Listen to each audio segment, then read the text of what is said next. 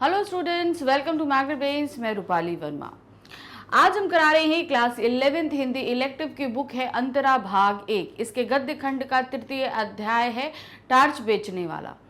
ये अध्याय हमारे सामने रखा है हरिशंकर परसाई जी ने। आज इसके हम मोस्ट इंपॉर्टेंट क्वेश्चंस कराने जा रहे हैं। आप सभी को पता है कि क्लास 11th में हमारे दो कोर्स चलते हैं, कोर और इलेक्टिव। दोनों ही कोर्स अलग अलग होने की वजह से इनमें अलग अलग बुक्स चलती हैं, यानी कि कोर में अलग बुक्स चलती हैं, इलेक्टिव में अलग बुक्स चलती हैं। तो अब जैसे कि आज हम पढ़ा रहे हैं इलेक्टिव, तो इसमें हमारी जो 3 बुक्स चलती हैं, वो पहली बुक है हमारी अंतरा भाग 1, दूसरा है अंतराल भाग 1 और तीसरी है अभिव्यक्ति और माध्यम। अभिव्यक्ति माध्यम एक ऐसी बुक है जो क्लास 11th और 12th में कंबाइंड रूप से चलती है।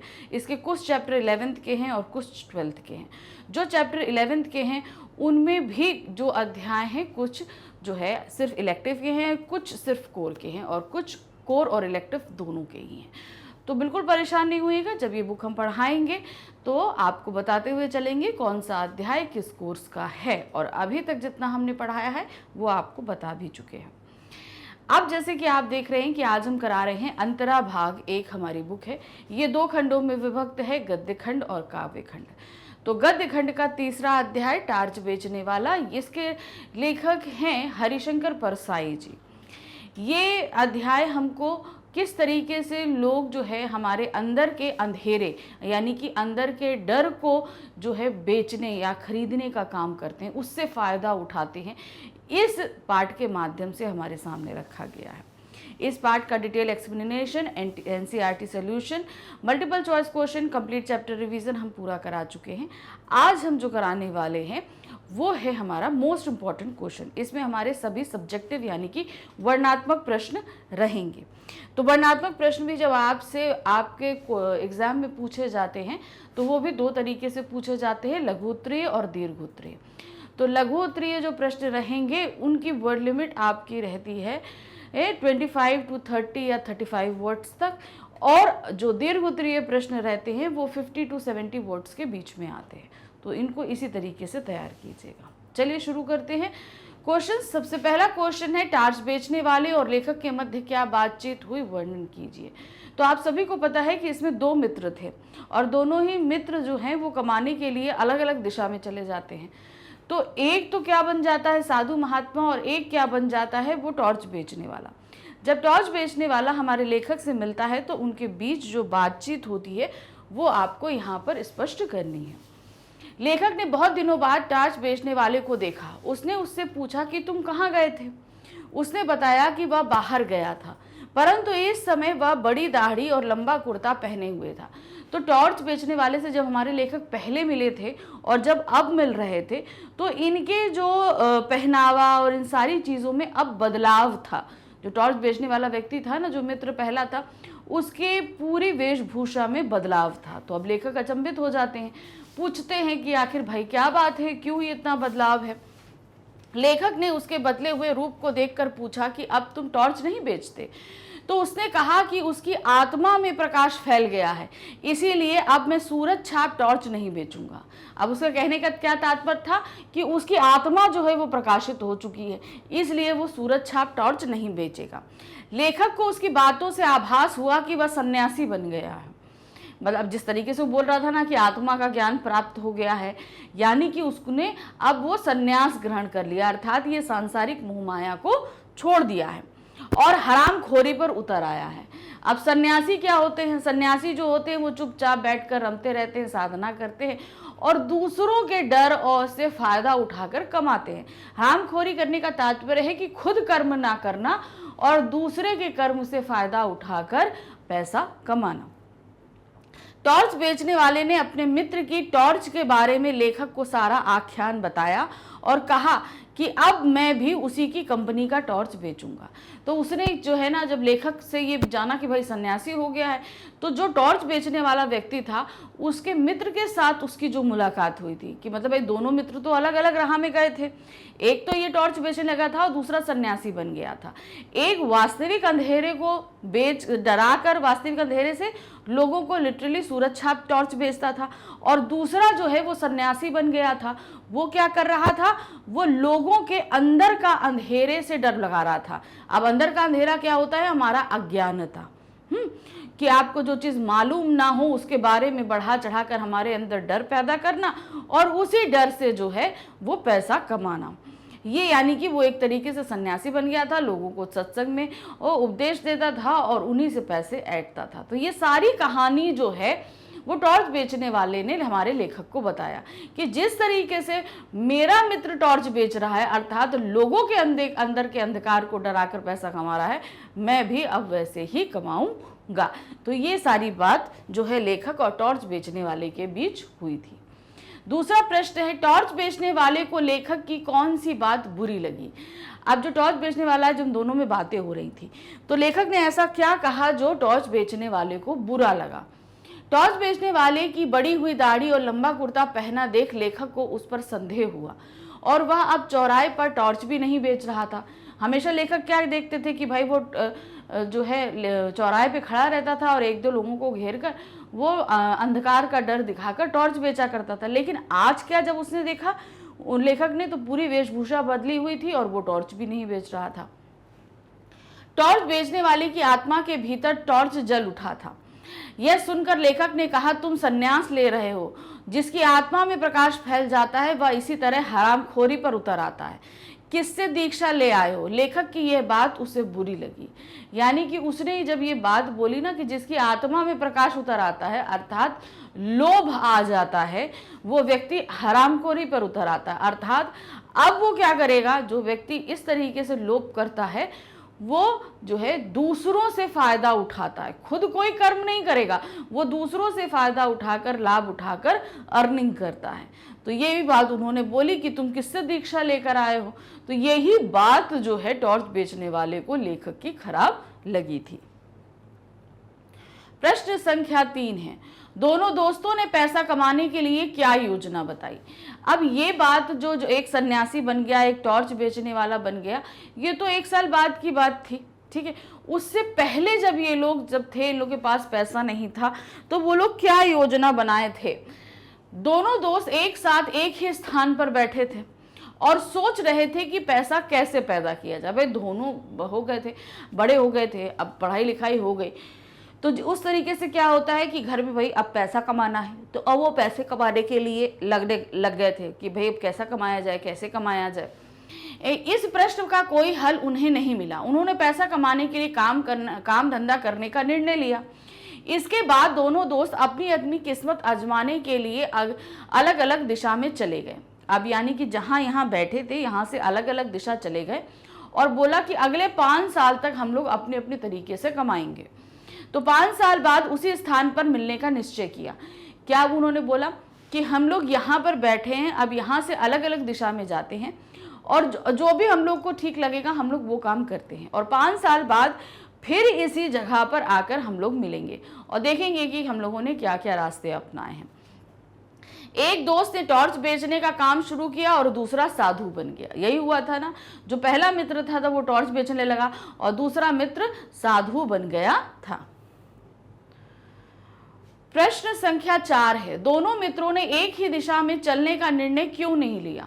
अब वो चाहते तो एक ही दिशा में चलते और मिलजुल कर जो है कोई भी काम करते तो सफल हो जाता, लेकिन ऐसा क्यों उन लोगों ने निर्णय नहीं लिया, कि क्यों कहा कि हम अलग अलग ही दिशा में जाएंगे। दोनों मित्रों ने पैसा कमाने के लिए काम धंधा शुरू करने का सोचा और दोनों एक ही दिशा में जाने लगे। तभी टॉर्च बेचने वाले ने कहा, नहीं, किस्मत आजमाने वालों को जितनी पुरानी कथाएं मैंने पढ़ी हैं, सब में वे अलग अलग दिशा में जाते हैं। साथ जाने से किस्मतों के टकरा कर टूटने का डर रहता है। तो 2 मित्र थे, एक मित्र पहला वाला और दूसरा वाला साधु बना था, पहला वाला टॉर्च बेचने वाला। तो वो दोनों उठे कि चलो हम लोग जो है चलते हैं और कुछ काम करते हैं। तो वो दोनों एक ही दिशा में चलने लगे। तो जो पहला मित्र था जिसने टॉर्च बेचना बाद में शुरू किया, उसने कहा, नहीं, हम दोनों एक साथ नहीं जाएंगे। मैंने बहुत सारे सफल लोगों की कहानियां पढ़ी हुई हैं, मैंने ये देखा है कि वो लोग कभी भी साथ नहीं चलते किसी के, वो हमेशा अकेले चलते हैं, क्योंकि साथ चलने से क्या होता है, दो लोगों की किस्मतें टकराने का डर होता है। इसलिए हम लोग एक दिशा में न चल के अलग अलग दिशा में जाएंगे। इसलिए दोनों दोस्त एक दिशा में ना जाकर अलग अलग दिशाओं में जाने का निर्णय लेते हैं कि भाई अब हम एक दिशा में, हमारी किस्मत टकरा गई तो हो सकता है दोनों में से किसी का काम ना बने, और हो सकता है मेरी किस्मत अच्छी हो तो दूसरे को मिल जाए वो चीज़। तो इस डर से उन लोगों ने अलग अलग रास्ते जाने का निर्णय किया। प्रश्न संख्या 5 है, टॉर्च बेचने वाला किस नाटकीय ढंग से अपनी टॉर्च बेचता था, वर्णन कीजिए। अब वो जो कहानी बनाता था, ठीक है ना, अब वो कहानी क्या बताता था कि अंधकार अंधा बहुत अंधकारमय रास्ता है, आप लोग जा रहे हैं, शेर आ जाएगा, ये हो जाएगा, तमाम तरह के डर बताता था ना। तो वो जिस तरीके से वो सारी बातों को कहता था वो आपको यहाँ पर बतानी है। टॉर्च बेचने वाला चौराहे व मैदान में लोगों को इकट्ठा कर लेता था। अब चूंकि उसे ये चीज पहले लोगों के अंदर डर बैठाना है, तो डर बैठाने के लिए क्या करेगा, वो कुछ लोगों को इकट्ठा करेगा। तो जहाँ जिस जगह भी, चौराहे पर हो, मैदान में हो, कहीं पे भी हो, वो पहले कुछ लोगों को इकट्ठा कर लेता था, 4 5 6 7 जितने लोग इकट्ठा हो जाए उनको इकट्ठा कर लेता था। नाटकीय ढंग से उसकी विशेषता को व्यक्त करता हुआ कहता था। अब नाटकीय ढंग से वो जो टॉर्च थी उसकी विशेषता, उसकी क्वालिटीज बताता था। आजकल सब जगह अंधेरा छाया रहता है, रातें बेहद काली होती हैं, अपना ही हाथ नहीं सूझता, आदमी को रास्ता नहीं दिखता। तो कहने का मतलब है, अब टॉर्च हम क्यों जलाते हैं, पहले बात हम टॉर्च का इस्तेमाल क्यों करते हैं, जब अंधकार होता है तो उस अंधकार से बचने के लिए हम टॉर्च का इस्तेमाल करते हैं।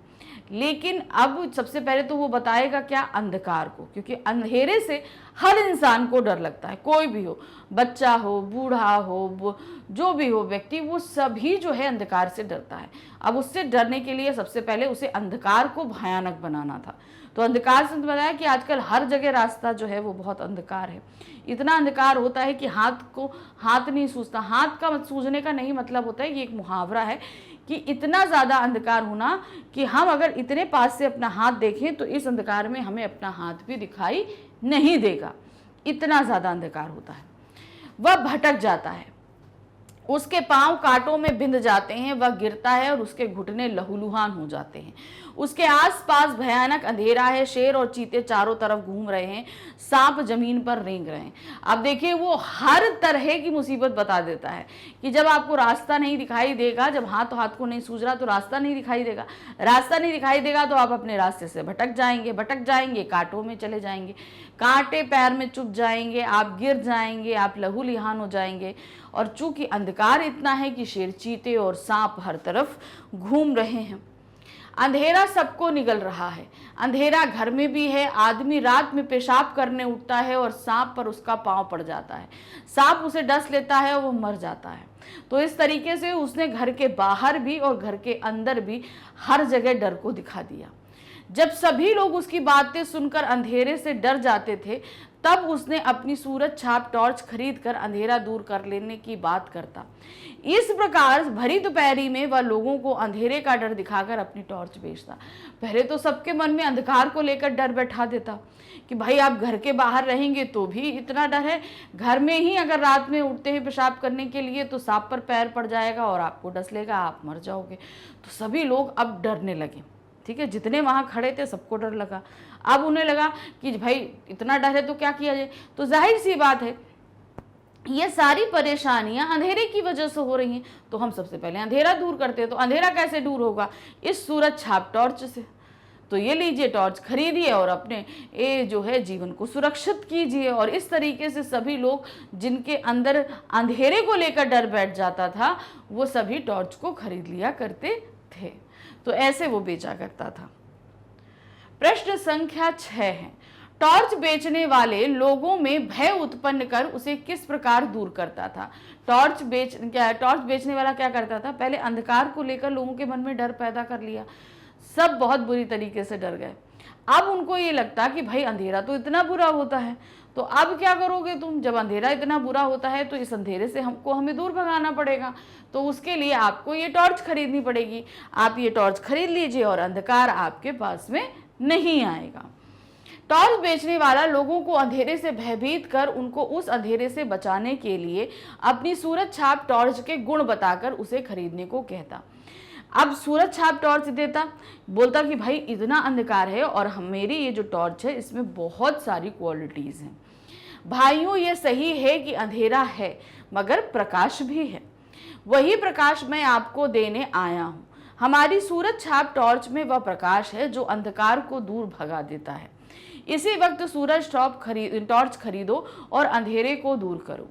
जिन भाइयों को चाहिए वह हाथ ऊंचा करें। तो इस तरीके से बताता, पहले अंधकार और फिर इस अंधकार को दूर करने का गुण जो है सिर्फ मेरी टॉर्च में है, और जिनको चाहिए वो हाथ ऊंचा करो, ले लो।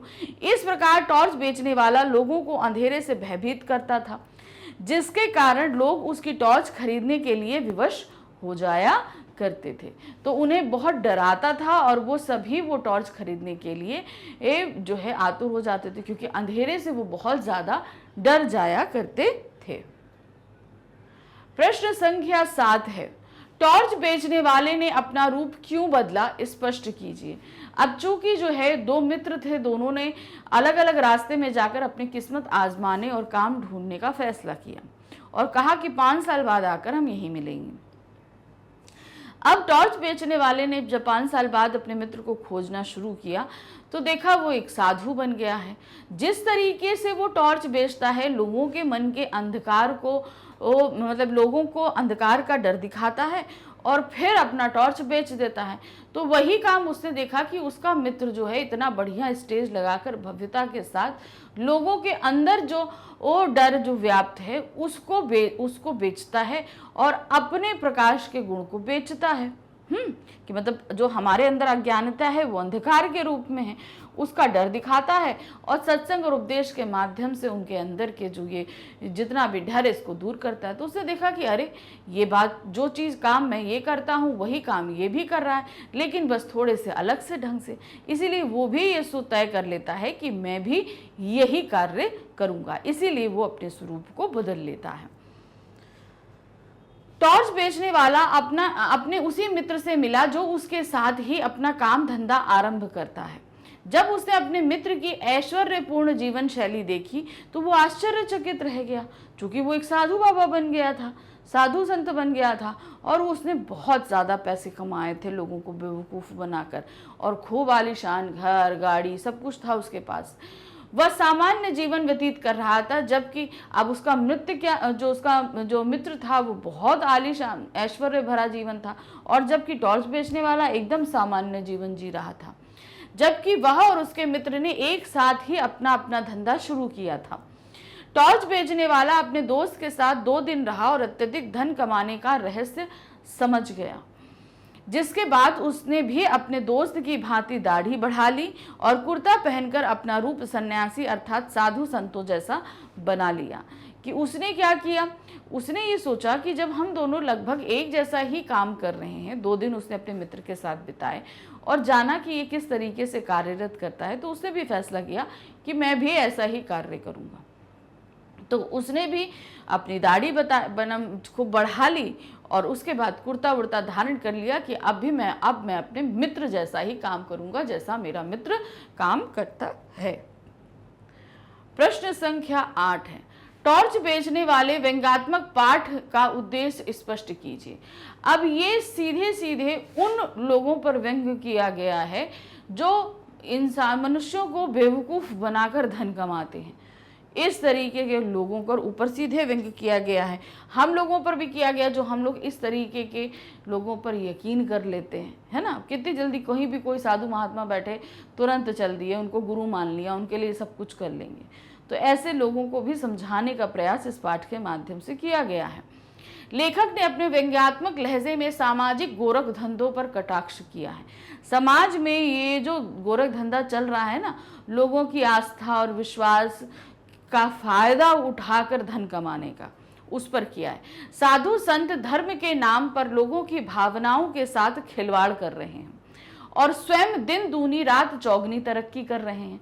मतलब अब वो क्या कर रहे हैं कि वो हमारी आस्था, हमारी भावनाओं के साथ खिलवाड़ करते हैं और खूब धन कमाते हैं, खूब पैसा ऐंठते हैं। तरक्की किसकी हो रही है? वो बोलते हैं कि आपको अगर जैसे कोई व्यक्ति है, अब हम गए कि हाँ भाई हमारी नौकरी अच्छी नहीं है, हमको क्या कहते हैं नौकरी अच्छी चाहिए, तो वो कहेंगे कि आप ऐसा करो, आप ये काम करो, ये पूजा पाठ कर लो, वो कर लो, वो कर लो, कल आना, इतने पैसे जमा कर देना, हम आपका अनुष्ठान करा देंगे, ये कर देंगे। मैं भी गई, दूसरे दिन जाकर मैंने पैसा जमा कर दिया। अब उन्होंने अनुष्ठान किया नहीं किया, मेरे सामने तो नहीं किया, वो पैसा तो उनके पास चला गया, उनको फायदा हो गया। अब उन्होंने मेरे को तो बेवकूफ़ बना लिया, ले मुझे तो कोई फायदा नहीं हुआ। फायदा किसको हुआ? उस आदमी को हुआ जिसने मुझसे पैसे ऐंठ लिए। तो इस तरीके से वो हमारी भावनाओं के साथ खेलते हैं, हमसे पैसे ऐंठते हैं, और वो दिन दूनी रात चौगुनी तरक्की करते हैं, खूब पैसा कमाते हैं, और हम वैसे के वैसे ही रह जाते हैं। स्वयं दिन दूनी रात चौगुनी तरक्की कर रहे हैं। लेखक द्वारा इस रचना का उद्देश्य यह है कि आज सभी सनातन धर्म गुरु मनुष्य को अंधकार से भयभीत कर प्रकाश रूपी ज्ञान देने के नाम पर उनकी आस्थाओं का दोहन कर रहे हैं, कि वो देख रहे हैं कि भाई आजकल इंसान किसी न किसी चीज से डरा हुआ है। आज के इंसान से आप बात करिए, वो बच्चों से डरा होगा, बच्चों के भविष्य को लेकर डरा होगा, अपने भविष्य लेकर डरा होगा, अपनी कमाई को लेकर होगा, इस घर के किसी सदस्य को लेकर, मतलब उसको किसी न किसी चीज का डर होगा। और इसी डर का फायदा जो है ये इस तरीके के महात्मा उठाते हैं। हमारा फायदा उठाएंगे, हमसे धन ऐंठ लेते हैं। तो बस इस पाठ के माध्यम से ऐसे लोगों पर कटाक्ष किया गया है कि ऐसे लोगों के का जो एक विकृत रूप होता है हमारे सामने रखा गया है, और हमसे सावधान रहने के लिए बोला गया है कि ऐसे किसी भी जो है गलत आदमी के चक्कर में आप लोग मत पड़िए। टॉर्च के माध्यम से पूर्णतः स्पष्ट है कि भौतिक टॉर्च बेचने वाले और आध्यात्मिक टॉर्च बेचने वाले में कोई अंतर नहीं है, केवल कंपनियों का अंतर है। पाठ का अंतिम अंश धंधा वही करूंगा यानी टॉर्च बेचूंगा, बस कंपनी बदल रहा हूं, शीर्षक के उद्देश्य को सफल बनाता है। अब यहाँ पर शीर्षक क्या था? टॉर्च बेचने वाला। अब इसको सफल बनाने का काम बिल्कुल ये लास्ट पंक्ति करती है। उसने बोला चाहे वो व्यक्ति जो लिटरली टॉर्च बेच रहा था वो भी जो है हमारे अंदर पहले डर पैदा करता है और तब अपना टॉर्च बेचता है, उसी तरीके से वो साधु महात्मा पे आ जाइए, वो भी पहले हमारे अंदर डर पैदा कर रहे थे और हमारे उसी डर से वो पैसा कमा रहे थे। हो रहा था ना ये? तो यहाँ पर दोनों का काम एक ही था, दोनों अंधकार से डरा रहे थे और प्रकाश को बेच रहे थे। बस ये था कि दोनों के तरीके अलग अलग थे। प्रश्न संख्या 9 है, दोनों मित्रों के धन कमाने के तरीके समान हैं, आप कौन से मित्र के धंधों से सहमत हैं? तर्क संगत उत्तर दीजिए। अब यहाँ पर दोनों जो धन कमा रहे हैं यानी कि रोशनी को बेचकर पैसा कमा रहे हैं। अब आपको कौन सा लगता है कि कौन सा ऐसा मित्र है जिसका धंधा जो है, यानी कि आप कौन से मित्र के धंधों से सहमत है? कौन सा ऐसा मित्र है जिसका धंधा हमें लगता है कि ठीक है, वो बेवकूफ़ नहीं, लेकिन जबकि बेवकूफ़ दोनों ही बना रहे हैं, ऐसा नहीं है कि एक बना रहा है एक नहीं बना रहा। दूसरा एक क्या है, अंधकार को लिटरली अंधकार को बेच से डरा रहा है, टॉर्च बेच रहा है, और दूसरा हमारे मन के अंदर के अंधकार से हमको डरा रहा है। तो हम ये बोलेंगे कि जरूर है, लेकिन टॉर्च बेचने वाले का धंधा जो है वो हमें फिर भी सही लगता है, ना कि उस साधु का। दोनों मित्र धन कमाने के लिए अलग अलग धंधे शुरू करते हैं। एक टॉर्च बेचने का धंधा शुरू करता है, दूसरा संत बन जाता है। संत मित्र लोगों को अपने प्रवचनों से डराता है तथा भ्रमित करता है, जिससे बिना कुछ मेहनत किए अधिक से अधिक धन कमाता है। यानी कि वो क्या है, वो सिर्फ हमारे अंदर के अंधकार से हमको डरा रहा है और धन कमा रहा है, उसे मेहनत तो कुछ नहीं करनी पड़ रही। इसीलिए एक टॉर्च बेचने वाला अधिक कर्मठ दिखाई पड़ता है। अब वो क्या कर रहा है भाई, वो उसको क्या करना है, वो कहीं से तो टॉर्च खरीद के लाएगा, उसके लिए पहले पैसों को जमा करेगा, वहाँ से टॉर्च लाएगा, फिर उसके बाद वो धूप में गर्मी में चौराहे पे मैदान पे खड़ा होगा, 4 लोगों को इकट्ठा करेगा, फिर उनके सामने जो है बात को बोलेगा और फिर वो टॉर्च को बेचेगा। यहाँ पर क्या है, साधु इतना कर्मठ नहीं है, क्योंकि वो एक जगह बैठे बैठे ही सारा काम कर रहा है और पूरी तरीके से निठल्ला है। जबकि टॉर्च बेचने वाला थोड़ा तो कर्मठ है, माना कि वो अंधकार बेचकर हमको डरा रहा है, लेकिन जो है कम से कम कुछ काम तो कर रहा है।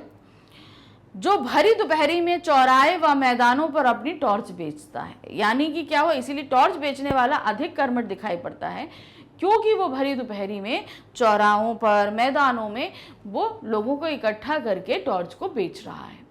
वह मेहनती है तथा किसी भी तरह का समाज में आडंबर नहीं फैलाता है, यानी कि दिखावा नहीं कर रहा है। या जैसे कि साधु है, वो बहुत बड़ा टेंट लगाता है, स्टेज बनाता है, उसको डेकोरेट करता है, वहाँ पर बैठता है, तो इस तरह का तो आडंबर कोई नहीं फैला रहा जैसे वो साधु फैला रहा था। तो ये इस तरह का कोई भी दिखावा नहीं कर रहा है। अतः कहा जा सकता है कि टॉर्च बेचने वाले का धंधा अधिक अच्छा है, क्योंकि परिश्रम ही सफलता की कुंजी होता है। तो यानी कि अगर वो मेहनत करेगा तो आगे चलकर सफल बनेगा, ये बिल्कुल सही है। ना कि ये जो साधु संत होते हैं, ये साधु संत क्या होते हैं भाई, इतना आडंबर दिखावा करते हैं, बैठकर प्रवचन देते हैं, एक ना एक दिन जाके उनकी पोल खुल जाती है। पुलिस या तो उन्हें पकड़ कर ले जाएगी या जनता ही उन्हें पीट देती है, होता है ना।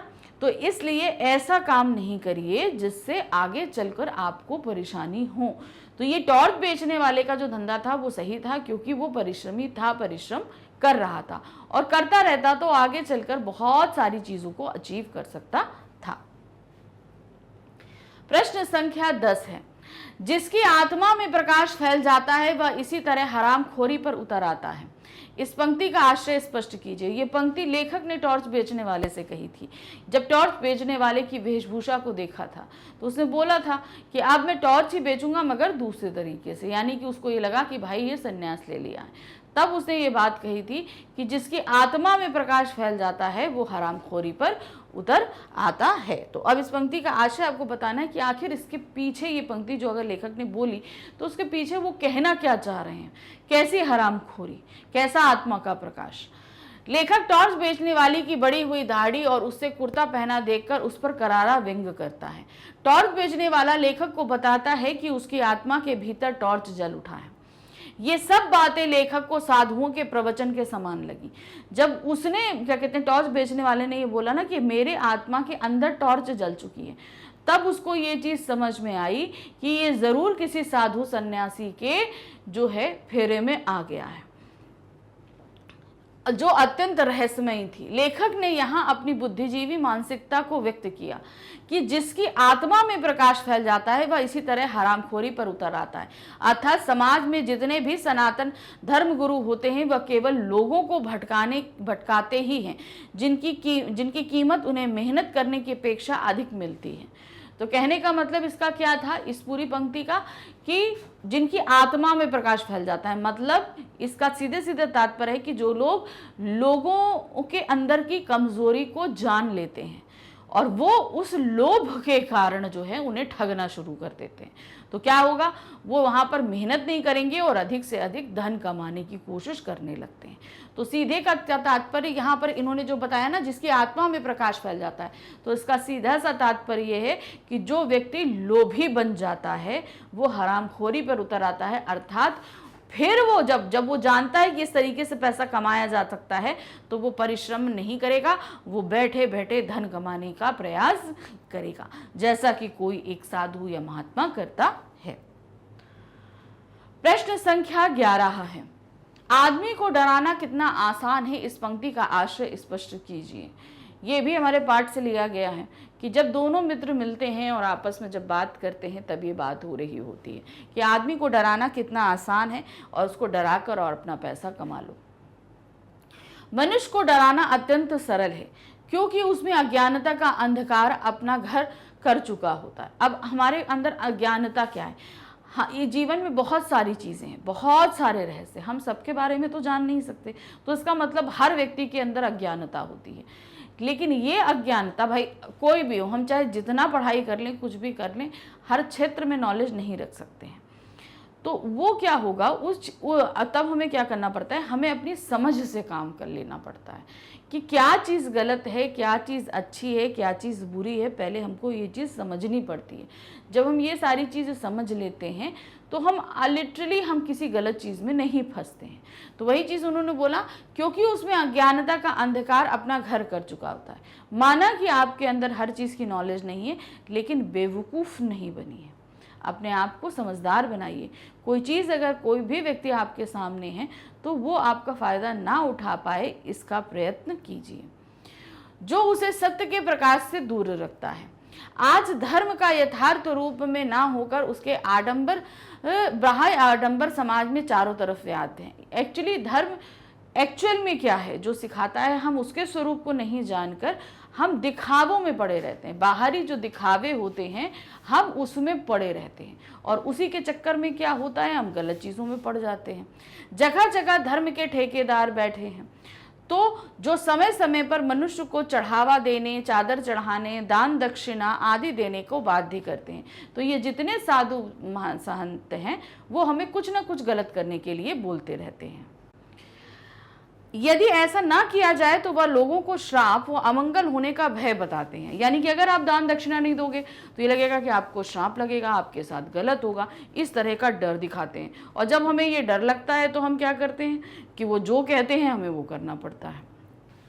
वस्तुतः अंधकार भौतिक हो या आध्यात्मिक, दोनों ही स्थितियों में आदमी को डराना बहुत आसान है। यानी कि एक्चुअल में हम किसी अंधेरे कमरे में हों तो, या हम अगर अध्यात्म को लेकर किसी चीज से हमको डराया जाए तो भी, तो हमको डराना आसान है, अंधेरा चाहे जहां पर भी हो। प्रश्न संख्या 12 है, तुम कुछ भी कहलाओ, बेचते तुम टॉर्च हो। इस पंक्ति का आशय स्पष्ट कीजिए। अब ये पंक्ति क्यों कही गई है, किसने कही है कि तुम कुछ भी कहलाओ लेकिन बेचते टॉर्च ही हो। टॉर्च बेचने वाला अपने मित्र के प्रवचन सुनकर कहता है कि तुम कुछ भी कहो, बेचते तुम टॉर्च ही हो, क्योंकि तुम वही सब कहते हो जो मैं अपनी टॉर्च बेचने के लिए कहता हूं। यानी कि अब देखिए, हमने आपको बताया ना कि दोनों का काम एक ही है, दोनों अंधेरे से ही डरा रहे हैं और प्रकाश को बेच रहे हैं। एक लिटरली जो हमारे आसपास अंधेरा है, जैसे कि रात हो जाती है तो उसके बाद अंधेरा हो जाता है, तो उस चीज से हमसे टॉर्च बेचने वाले ने हमको डराया और लिटरली एक सूरज छाप टॉर्च बेच दी। जबकि साधु महात्मा क्या कर रहा था, हमारे अंदर के अंधकार से हमको डरा रहा था, हमारी अज्ञानता से हमको डरा रहा था कि हमारे साथ कुछ बुरा होगा, हमारे ग्रह खराब हैं, तो ये है तो वो है, उससे हमको डरा रहा था। और फिर उससे अपने प्रवचन रूपी जो है उजाले को बेच रहा था और उससे धन कमा रहा था। यानी कि साधु भी वही काम कर रहा था जो टॉर्च बेचने वाला कर रहा था। इसीलिए टॉर्च बेचने वाले मित्र ने बोला कि तुम कहलाओ कुछ भी लेकिन टॉर्च भी तुम बेच रहे हो, जैसे मैं बेचता हूं वैसे तुम भी प्रकाश को बेच रहे हो। तुम भी लोगों को संसार में व्याप्त अंधेरे से डराते हो और मैं भी, अर्थात मैं अंधेरे का डर दिखाकर लोगों को सूरज छाप टॉर्च बेचता हूं और तुम अज्ञानता रूपी अंधकार को दिखाकर आध्यात्मिक प्रकाश बेचते हो। तो जो सही इस संसार में अंधकार है उसको मैं डराता हूं और टॉर्च बेचता हूं सूरज छाप, और तुम क्या कर रहे हो, लोगों के अज्ञानता रूपी अंधकार से डराकर उनको अध्यात्म रूपी टॉर्च बेच रहे हो। लेखक का आशय यह है कि चाहे कोई दार्शनिक बने या संत बने या फिर भौतिक टॉर्च बेचने वाला, सभी अपनी अपनी कंपनियों का टॉर्च ही बेचते हैं। तो यहाँ पर इस कहानी में जो टॉर्च बेचने वाला जो व्यक्ति है वो इसलिए रखा गया है ताकि उसके माध्यम से हम समझ सकें कि एक साधु किस तरीके से हमको, जो एक बहुत बड़े आजकल ऐसा, हम सभी साधु संत की बात नहीं कर रहे हैं, अब इन जो पाखंडी साधु संत होते हैं ना, इनके चक्कर में जो है ना, जो जेन्युइन साधु संत होते हैं लोग उन पर भी शक करने लगते हैं, ये चीज होती है। तो आजकल पाखंड को बेचने के लिए हर गली मोहल्ले में एक साधु मंत महात्मा जो है बैठकर हो जाते हैं। तो वही चीज उन्होंने बताई है कि इसी तरीके से जैसे टॉर्च बेचता है कोई व्यक्ति, वैसे ही ये हमारे अंदर के डर से हमको डरा कर अपना जो है काम धंधा चलाते हैं। तो यहाँ पर उस टॉर्च बेचने वाले व्यक्ति ने यही कहा था अपने संत मित्र से कि जो कुछ कहो, हो तो तुम टॉर्च बेचने वाले ही। प्रश्न संख्या 13 है, परिवर्तन जीवन का अनंत क्रम है। इस पंक्ति का आश्रय स्पष्ट कीजिए। अगर इस पंक्ति को हम सीधे तरफ से समझें तो ये सृष्टि है, प्रकृति है, कुछ भी है, इसमें हमेशा परिवर्तन होता रहता है। ठीक है, अब जैसे ना परिवर्तन जीवन का अनंत क्रम है, एक ऐसा क्रम है जो हमेशा चलता रहेगा, हमेशा चलता है। अब देखिए क्या है ना, जब बच्चा पैदा होता है, छोटा सा होता है, धीरे धीरे उसमें परिवर्तन बड़ा होता होता वो कितना बड़ा हो जाता है।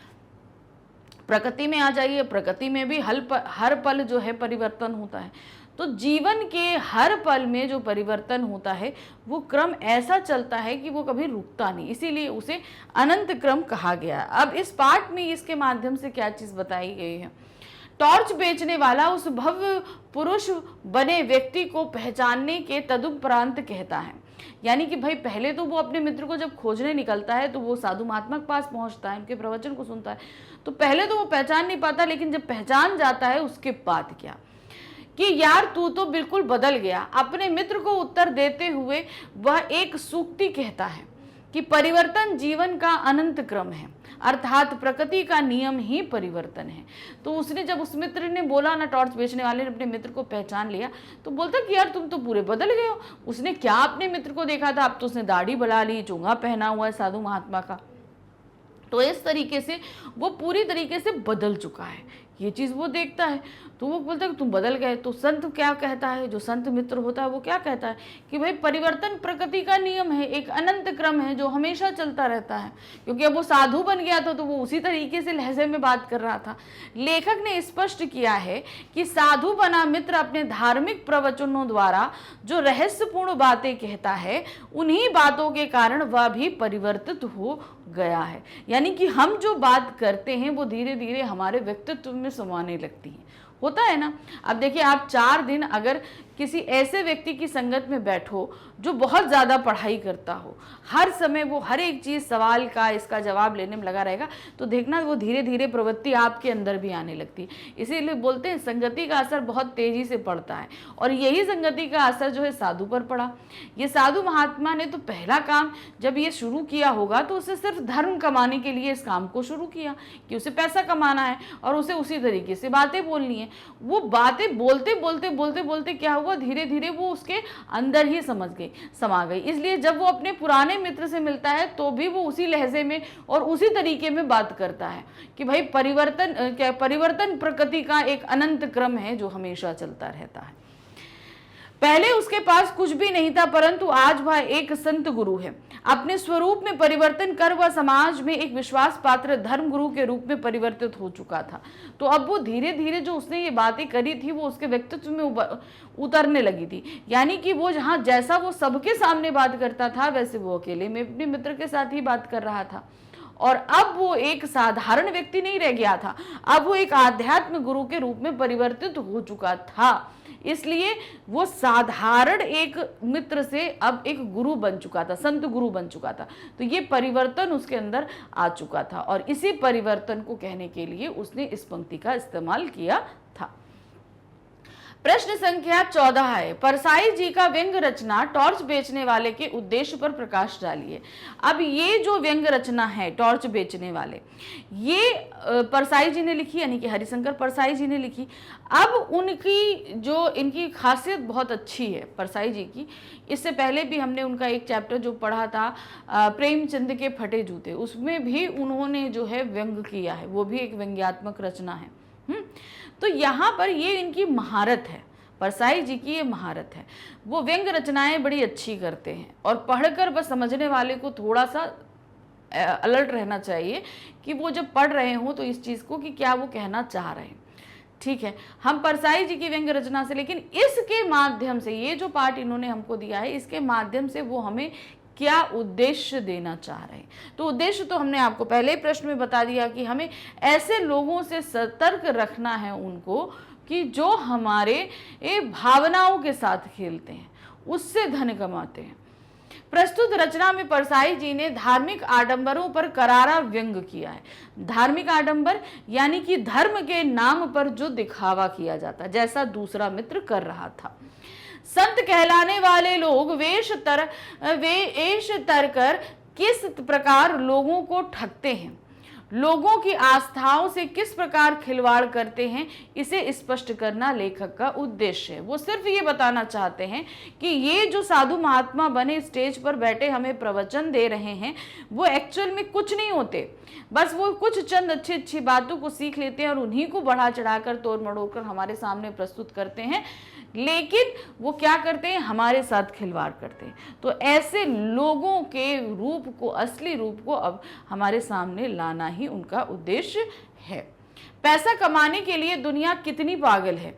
साधु का वेश धारण करके लोग दुनिया को ठगते हैं। वे स्वयं अज्ञानी होते हैं और दूसरों को ज्ञान का उपदेश देते हैं। अपने अनुयायियों से प्राप्त अकूत धन के बल से उनके आश्रमों का निर्माण होता है। अब ये जो साधु संत बने प्रवचन देते रहते हैं ना, ये अपने अनुयायियों से खूब पैसा ऐंठते हैं। अब आप देख लीजिए, ऐसे आपको बहुत सारे उदाहरण मिलेंगे। मैं किसी एक उदाहरण की बात नहीं कर रही हूँ, आप अगर समाज में आंख खोल कर देखेंगे तो ऐसा एक नहीं 50 उदाहरण मिलेंगे जहां पर ऐसे महात्मा संत के पास बड़े बड़े जो है आश्रम होंगे, सारी फैसिलिटीज के साथ होंगे। अब ये पैसा उनके पास आया कहाँ से? वो पैसा आया आपके पास से निकलकर। बड़े बड़े आश्रम बना लेते हैं वो इन पैसों से, जहां वे ऐश्वर्य का जीवन जीते हैं, जबकि दूसरों को त्याग और आत्मज्ञान का उपदेश दिया करते हैं। इस रचना का उद्देश्य ऐसे लोगों पर करारा व्यंग करना है। तो ऐसे लोगों के बारे में हमें सचेत करना कि हम ऐसे लोगों के चंगुल में ना फंसे, और ऐसे लोगों के ऊपर व्यंग्य करना ही इस पाठ का उद्देश्य है। प्रश्न संख्या 15 है, बंगले पर दोनों मित्रों की बातें सहज और बनावट रहित थी, पाठ के आधार पर स्पष्ट कीजिए। अब इस जगह पर जब वो प्रवचन स्थल पे जब टॉर्च बेचने वाला मित्र अपने साधु संत मित्र को पहचान लेता है, तो वो जो साधु मित्र होता है वो गाड़ी में बैठालकर अपने मित्र को अपने बंगले पर ले आता है। बंगले पर लाने के बाद फिर उनके बीच जो बातें होती हैं उसमें किसी तरह का बनावट या दिखावा नहीं होता। वो लोग एक्चुअली सच रूप में एक दूसरे से बात कर रहे होते हैं।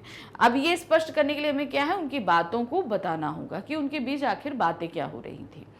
बंगले में पहुंचकर टॉर्च बेचने वाले मित्र के वैभव को देखकर थोड़ा झिझका। टॉर्च बेचने वाला व्यक्ति तो इतनी मेहनत करके थोड़ा पैसा ही कमा पाता था और साधारण सा अपना जीवन जी रहा था, लेकिन जब वो अपने मित्र यानी कि संत मित्र के बंगले पर पहुंचा तो उसका ऐशो आराम वैभव देखकर वो चकित रह गया कि भाई हम दोनों निकले तो खाली हाथ ही थे, वो भी निकला था, हम भी निकले थे। आज मैं एक साधारण सा जीवन जी रहा हूँ और इतने धूप में मेहनत करके कमाता हूँ, और ये देखो कितना एसी में बढ़िया गाड़ी में रहता है और कितना बड़ा घर है, कितना सब कुछ है इसके पास में। फिर उसने खुलकर बात करना आरंभ कर दिया। किसने? टॉर्च बेचने वाले। उसने कहा, यार तू तो बिल्कुल बदल गया। मित्र ने कहा, परिवर्तन जीवन का क्रम है। टॉर्च बेचने वाले ने बोला कि तुम तो बदल गए, तुम क्या थे, क्या हो गए? तो सीधे तो उस व्यक्ति ने क्या बोला संत ने कि भाई परिवर्तन प्रकृति का क्रम है। वह गाली देकर बोला, क्या फिलॉसफी मत बघार। अब ये कौन बोलता है? जो टॉर्च बेचने वाला है। वो कहता है फिलॉसफी मत बघारो, क्योंकि ये तो वो साधु संत जैसी लैंग्वेज बोल रहा था। तैने इतनी दौलत कैसे कमाई यह बता। तो अब वो सीधे देसी लैंग्वेज में आता है, ये बताओ फिलॉसफी मत बघार, तैने ये धन कैसे कमाया ये बताओ, इतना दौलत तुमने कैसे कमा ली। भव्य पुरुष के पूछने पर उसने कहा, मैं तो घूम घूम कर टॉर्च बेचता रहा। पर वह क्या करता रहा? वह भी टॉर्च का व्यापारी है। तो टॉर्च बेचने वाला कि भाई मैं तो घूम घूम के जो है टॉर्च बेच रहा था, और तुम क्या करते रहे? क्या तुम भी टॉर्च बेच रहे थे? भव्य पुरुष ने उसे विस्तार से अपनी कथा सुनाई। तो टॉर्च बेचने वाले ने कहा, हम दोनों अंधेरे का डर दिखाते हैं। अब जब उसने बोला कि भाई तुम इतना पैसा कैसे कमाया, तो उसने भव्य पुरुष जो था यानी कि जो संत था उसने अपनी पूरी कथा सुना दी कि जब वो वहां से निकला तो और किस तरीके से वो ये साधु संत बन गया। अब उसके बाद वो बताता है कि भाई ठीक है, जब वो सारी बात सुन लेता है टॉर्च बेचने वाला, तो वो क्या बोलता है कि टॉर्च बेचने कहता है कि हम दोनों ही अंधेरे का डर दिखाते हैं, यानी कि मैं भी अंधेरे का डर दिखाता हूं और तुम भी अंधेरे का डर दिखाते हो। भव्य पुरुष ने कहा, मैं तो साधु, दार्शनिक और संत कहलाता हूं। टॉर्च बेचने वाले मित्र ने कहा कि वह यानी कि संत अपने को चाहे जो बताए, पर वो भी टॉर्च बेचने वाला ही था, बस दोनों की कंपनियां अलग थी। तो कहने का तात्पर्य क्या था? टॉर्च बेचने वाला सीधा जब सारी बातों को सुन लेता है तो सीधे सीधे यही कहता है कि हम दोनों टॉर्च बेच रहे हैं, यानी कि हम दोनों ही अंधकार का डर लोगों को दिखा रहे हैं। और जो है टॉर्च, मैं सूरज छाप टॉर्च बेचता हूं उस अंधकार को मिटाने के लिए जो प्राकृतिक अंधकार है, और तुम जो अंदरूनी अंधकार का डर दिखाकर अध्यात्म रूपी टॉर्च को बेचते हो। प्रश्न संख्या 16 है, मुझे हंसी छूट रही थी। टॉर्च बेचने वाले को भव्य पुरुष का प्रवचन सुनकर हंसी क्यों आ रही थी? अब क्या था, जब टॉर्च बेचने वाला अपने मित्र को खोजते हुए गया तो वो पहुंच गया उस प्रवचन पंडाल में। अब जब वो प्रवचन सुन रहा था तो उस व्यक्ति को हंसी आ रही थी। किसको? टॉर्च बेचने वाले को। अब उसको हंसी क्यों आ रही थी, क्या कारण था कि वो क्यों हंस रहा था? तो देखिए क्या है, भव्य पुरुष का प्रवचन सुन टॉर्च बेचने वाला हंस रहा था। उसने अपने दोस्त को पहचान लिया था। पहले तो भाई वो इसलिए वहाँ पर खड़ा सुनता रहा कि हाँ भैया सही में कोई साधु महात्मा है, लेकिन जब वो पहचान गया कि अरे ये तो मेरा मित्र है, ये तो किसी तरीके से संत था ही नहीं और वो यहाँ पर बनकर सबको उद्देश्य दे रहा है, तो फिर उसको हंसी आने लगी। वह सोच रहा था कि जो पैसा कमाने की चिंता में निकला था वह आज कैसा संत बन रहा है और लोगों को श्रद्धा का पात्र बना हुआ है। यानी कि ये पैसा कमाने निकला था और आज कैसे मंच पे बैठे प्रवचन दे रहा है और लोग उसको श्रद्धा भाव से सुन भी रहे हैं। ये कैसा बहरूपिया है जिसके स्वयं का अंतर प्रकाशित नहीं और वह दूसरों के अंतर में प्रकाश खोजने की प्रेरणा दे रहा है। मतलब जो अंदर से अंधकार में डूबा है और वो लोगों के अंदर से अंधकार दूर करने की बात कर रहा है। वह धार्मिक प्रवचन देकर लोगों को ठग रहा है, साधना मंदिर में बुलाकर ज्योति को जगाने का उपदेश दे रहा है। यानी कि आकर यहाँ मेडिटेशन कीजिए और अपने अंदर के ये प्रकाश को जागृत कीजिए, ये उपदेश वो दे रहा है, जबकि उसके खुद के अंदर ये अंधकार व्याप्त है। वो ज्योति कहीं प्रकाशित नहीं हो रही है उसके खुद के अंदर। यद्यपि उसका उद्देश्य वहां बुलाकर उनसे खूब धन प्राप्त करना है, यही सोचकर उसे हंसी आ रही थी। तो वो जब सारे मर्म को समझ गया तो एंड में उसे लगा कि ये सिर्फ वो उन लोगों से धन ऐंठने के लिए ये सारा इसने ये प्रोपेगेंडा फैला रखा है। और यही सोचकर उस टॉर्च बेचने वाले मित्र को हंसी आ रही थी।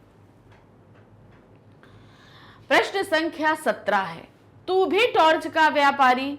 टॉर्च बेचने वाले ने भव पुरुष को टॉर्च का व्यापारी कैसे बताया? अब देखिए दोनों का काम था। अब उन्होंने क्यों, टॉर्च बेचने वाले ने वो तो खुद टॉर्च बेचता था, फिर दूसरा जो संत पुरुष था उससे भी बोलता है कि भाई तुम कुछ भी कहो, तुम भी टॉर्च बेच रहे हो। अब क्योंकि यहाँ पर एक वास्तविक रूप में टॉर्च बेच रहा था और एक प्रतीकात्मक रूप में टॉर्च को बेच रहा था। प्रतीकात्मक तौर का मतलब क्या था, वो अध्यात्म रूपी टॉर्च को बेच रहा था, उसके जरिए जो है प्रकाश लोगों को बेच रहा था। इसीलिए टॉर्च बेचने में बोला कि तुम कुछ भी कहो, तुम भी आखिर टॉर्च ही बेचते हो। टॉर्च बेचने वाले ने भव पुरुष से कहा कि तुम साधु, दार्शनिक या संत जो भी हो, पर तुम वास्तव में टॉर्च बेचने वाले ही हो। हम दोनों के प्रवचन एक से हैं। तुम भी लोगों को अंधेरे का डर दिखाकर अपनी कंपनी का टॉर्च बेचना चाहते हो। तुम जैसे लोगों के लिए हमेशा ही अंधकार छाया रहता है। तुम जैसे लोग कभी यह नहीं कहते कि दुनिया में प्रकाश फैला है, क्योंकि तुम्हें अपनी कंपनी का टॉर्च बेचना है। तो कहने का यहाँ तात्पर्य है कि उसने सीधे ये बोला कि भाई मैं अगर टॉर्च बेच रहा हूँ तो मैं प्राकृतिक रूप से जो अंधकार है उसको मिटाने के लिए टॉर्च को बेचता हूँ। लेकिन ये प्राकृतिक अंधकार जो है वो सूरज के डूब जाने पर ही होता है और बाकी समय जो है उजाला रहता है। लेकिन उसने दूसरी तरफ जो है अपने जो संत मित्र था उससे कहा कि तुम लोगों के लिए जो है इस संसार में हमेशा अंधकार छाया रहता है। यानी कि मनुष्य हर समय किसी भी कंडीशन में आए वो तुम उसके अंदर के अंधकार को बाहर ले आते हो, अर्थात उसके डर को ले आते हो, और तब तुम अपने आध्यात्म रूपी टॉर्च को बेचते हो। यानी कि तुम अगर उनके अंदर के अंधकार को बाहर नहीं निकालोगे तो तुम धन नहीं कमा सकते हो। तो मेरा बेचने का जो तरीका है वो उसमें कुछ समय के लिए तो उजाला है, लेकिन जब तुम बेचते हो तो वो तो व्यक्ति किसी भी वक्त कभी भी आए तुम हमेशा उसको डर दिखाते हो। क्यों? क्योंकि तुम जो है ना अपनी टॉर्च बेचना चाहते हो। तो इस तरीके से उन्होंने सीधे सीधे कहा कि टॉर्च बेचने का काम किया जा रहा है तुम्हारे द्वारा भी और मेरे द्वारा भी। भव्य पुरुष अपनी बात की पुष्टि के लिए कहना चाहता है कि अंदर जब प्रकाश व्याप्त हो जाता है तो किसी प्रकार का भय नहीं रहता। टॉर्च बेचने वाला बोला, मैं भी टॉर्च बेचता हूँ, भर दोपहर में कहता हूँ, अंधकार छाया है। इन तर्कों से उसने भी मित्र को टॉर्च का व्यापारी सिद्ध कर दिया। तो उसने ये बताया। अब उसकी इस बात को गलत साबित करने के लिए संत पुरुष कहता है कि भाई अगर हम कोई भी व्यक्ति अगर उसके हम बोले कि नहीं तुम्हें हर चीज़ का ज्ञान है, तो फिर वो मेरी टॉर्च को नहीं खरीदेगा, मेरे अंदर मेरा अनुयायी नहीं बनेगा, तो मुझे फ़ायदा नहीं होगा। तो वही यहाँ पर ये बोलता है कि मैं भी टॉर्च बेचता हूँ, खुले उजाले में बेचता हूँ, अंधकार का डर दिखाकर। उसी तरीके से जब तुम्हारे पास व्यक्ति आता है वो माना कि जितना भी पॉजिटिव हो, लेकिन तुम अपनी बातों से उसको इतना निगेटिव कर देते हो, उसके अंदर इतना डर भर देते हो कि वो आखिरकार तुम्हारा अध्यात्म रूपी टॉर्च लेने के लिए तैयार हो जाता है। तो इस तरीके से हम दोनों ही टॉर्च बेच रहे हैं, भरी दोपहरी में बेच रहे हैं। कुछ लोग तो लिटरली ऐसे देखो ना, संत महात्माओं के पास कुछ लोग तो वाकई में दुखित होकर जाते हैं, और कुछ लोगों के पास सारे सुख होते हैं लेकिन तब भी वो चले जाते हैं। लेकिन उन सुखी लोगों से पैसा कमाने के लिए ये लोग तब भी उनके अंदर डर को व्याप्त कर ही देते हैं। वही चीज यहां पर बोली गई है। प्रश्न संख्या 18 है, मंचासीन भव्य पुरुष के प्रवचन का मुख्य विषय क्या था? मंचासीन यानी कि मंच पर आसीन वो जो भव्य पुरुष था, अर्थात जो दूसरा मित्र था, वो जो प्रवचन दे रहा था उसका मुख्य विषय क्या था? तो उसके प्रवचन का कुछ अंश हमारे पाठ में बताया गया है ना, तो उसी के आधार पर हमें उसका मुख्य विषय बताना है। भव्य पुरुष के प्रवचन का मुख्य विषय अपने अंतर के प्रकाश को खोजो, यानी कि हमारे अंदर अंतर का प्रकाश, यानी कि वो उम्मीद, वो आशा, वो ज्ञान हमें खोजने की बात की जा रही थी। वे कह रहे थे आज का मनुष्य घने अंधकार में है, उसके भीतर कुछ बुझ गया है। यह घना अंधकार संपूर्ण विश्व को अपने उदर में छिपाए है, यानी कि क्या है, उदर मतलब पेट होता है, में छिपाए हैं। अंतर की आंखें ज्योतिहीन हो गई हैं, सबकी आत्मा भय और पीड़ा से ग्रसित है। अंधकार में प्रकाश की किरण को खोजो, प्रकाश को बाहर नहीं अंदर खोजो। रोशनी आपको बाहर नहीं खोजनी है, ये कहाँ है? आपके अंदर है, इसके अंदर खोजो।